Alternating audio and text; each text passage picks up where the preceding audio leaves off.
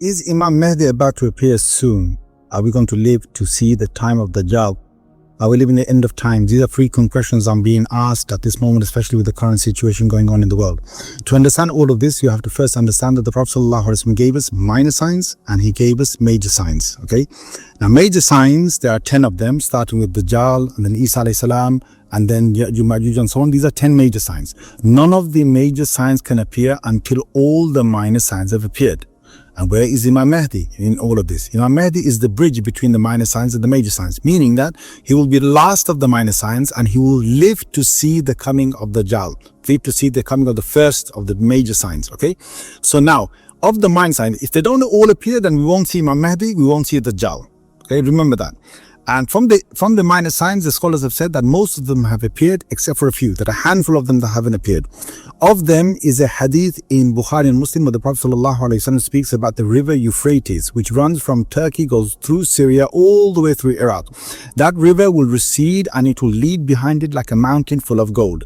Prophet ﷺ has warned us not to go there. He said for every 100 men that go there, every man thinking that I'm going to be the one taking the gold, he said 99 of them will die and only one of them will come back alive. Okay, that's a minor sign of the day, before the day of judgment, which we haven't seen yet. Until that doesn't come, Imam Mahdi is not coming, and the Dajjal is not coming, thereafter. Another sign of the minor signs which hasn't yet appeared is that the Prophet ﷺ speaks about the Jaziratul Arab in Sahih Hadith and Muslim, that the Arabian Peninsula would return back to becoming green and have rivers flowing in it. We haven't seen that yet come, and there are a few others that haven't come. Of the signs that haven't come is the lot of battles that the Prophet ﷺ speaks about before, and a lot of wars that happened before the coming of Imam Mahdi. Okay, so one of them is about and it's a long hadith about the Ahlul Rum. Who are the Ahlul Rum? The Prophet ﷺ, when he says that word or that phrase, he's referring to the current day Europeans.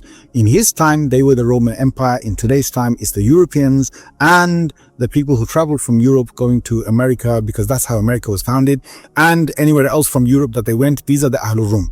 Now the Ahlul Rum will divide into two. There'll be part of them that will be the enemies of Muslims, and part of them will be sympathetic towards the Muslims.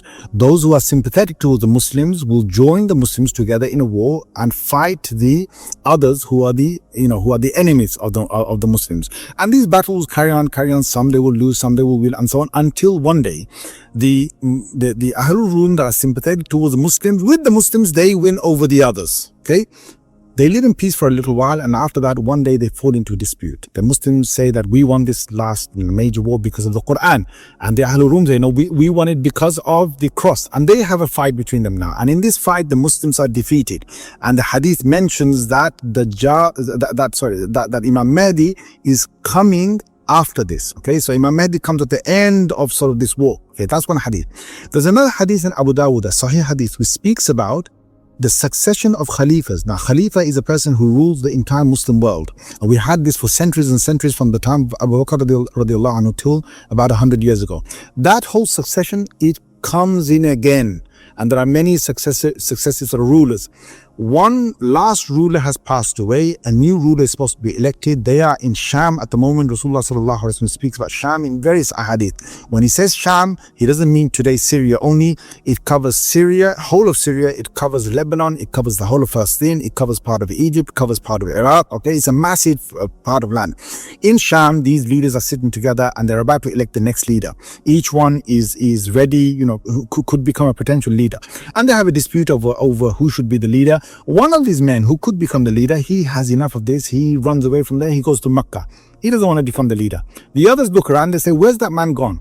And they say, well, he's gone to Mecca. So they say, you know what? Let's make him the leader. They come all the way to Mecca. They find this man he's doing tawaf around the Kaaba, and they force him to become the leader of the Muslims, just like the Muslims forced Abu Bakr radiallahu anhu in the past to become a leader of the Muslims. Now, this man is the Mahdi. Now, how do you know he's the Mahdi? Not because of this occurrence, but because of another occurrence that happens at that very moment, which is they left behind them, when they came down from Sham, they left behind them an army. That army becomes rebellious. And they say, well, what? They're making this guy the leader of the Muslims? No, we're not taking any of this, right? So they come with a whole army trying to crush these people. When they get to Medina in a plain piece of land, then the whole land opens beneath their feet and that whole army is crushed, swallowed inside. When that occurrence happens, we know the man that they gave allegiance to in front of the Kaaba, he is the Mahdi. Now, when Imam Mahdi comes out, he's now going to unite the Muslims together. So his first job is to get the Muslims together. Okay, so he's now the Khalifa of the Muslims. He gets the Muslims together. He comes to Europe for a major war. This is a major war where the Muslims, subhanAllah, Rasulullah sallallahu alaihi wasallam speaks about a third of the Muslims, they are, shuhada, the best shuhada of the day. They're martyrs, martyred in that war. A third of them run away from that war, never to be forgiven again. And a third of them are victorious with Imam Mahdi. And now Imam Mahdi has the whole of Europe and the European side and the security of a good, a good ruling. And he fills the earth with justice as much as injustice was there before him. He replaces it with justice. In a hadith, he travels all the way to India, he travels all the way to Persia to bring the Muslims together. Now, he's got his rule there. Now, the key thing here is when Imam Mahdi has bought, okay, and don't forget, there are a number of wars that have to happen before Imam Mahdi comes. So what's happening in the world is just like a war, but it's not, the war that brings Imam Mahdi about. There are a number of other wars that have to come back, and all the occurrences that I've just talked about now as well. Imam Mahdi, when it comes to power, a hadith mentioned that he's going to frequently go up and down from Jerusalem back up north again, back to European side again. Now, the scholars have said, if that is the case, subhanAllah, it means that Jerusalem will not be under anyone's occupation at that time, except for the Muslims, except for Imam Mahdi. That's one set of scholars. Another set of scholars have said that Dajjal will have his base around the sort of Jerusalem area. Now, there's a whole dispute between the scholars, which is that, what's going to be, whose occupation is Jerusalem going to be in at the time when Imam Mahdi appears and when Dajjal comes about. Now, we are going to incline more towards the fact that, subhanAllah, Imam Mahdi has got, Jerusalem under his control. Okay, from the ahadith, it's quite clear because he's going in and out of it. And the ahadith mention, okay, in one hadith he mentioned Dajjal can't go to Makkah and Medina, which is, when you say Makkah and Medina, the Prophet ﷺ is talking about the Haram of Makkah and the Haram of Medina, which is the masjid and its vicinity. It's outside sort of, vicinity.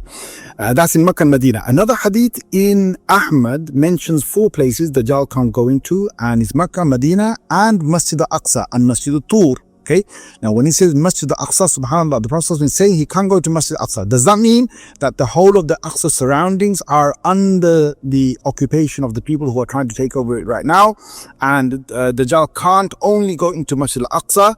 Or does it mean that the whole of the Aqsa vicinity is under the Muslim rule? Again, it's a debate amongst the Muslim scholars. We furthermore have another hadith that describes that the first major following of Dajjal is going to be from the east. It's going to be from a place of Asfahan in Iran, and there's going to be 70,000 Jewish people who will follow him. These are going to be the first major followers of Dajjal. Now, again, the question is, why from that part of the world? Why are they the major? Is it because, he's got his major, base somewhere in the east, and then he comes to fight the Muslims over here in the Middle East and so on? Who knows? We can't be for sure, but certainly we've got hope that whatever is happening right now in the world, it doesn't have to be that they take over this entire place. They might be there for some time. We don't know how long. Okay, but we definitely know that there's going to be, something that is going to come back. Now, where are you going to find all of that? I'm going to ask all of you to read the tafsir of the beginning of Surah Isra. Okay, if you want to know the future of this place of Jerusalem and what's going to happen, well, you look in the Quran, because that's what the Quran came to us for. It came to us to tell us about, about things, that the most important things to us. Why did Allah Azza wa Jal dedicate the first, part of Surah Isra talking about, this place, Masjid al-Aqsa, and what's going to happen and what happened in the past and what Allah said each time there is a great occupation that happens there, what will be the outcome of that? Allah Azza wa Jal mentioned that in Surah Isra in the beginning. Go and read the tafsir yourself and find out, because there it mentioned, whatever is mentioned there of the history is about to repeat itself in the future.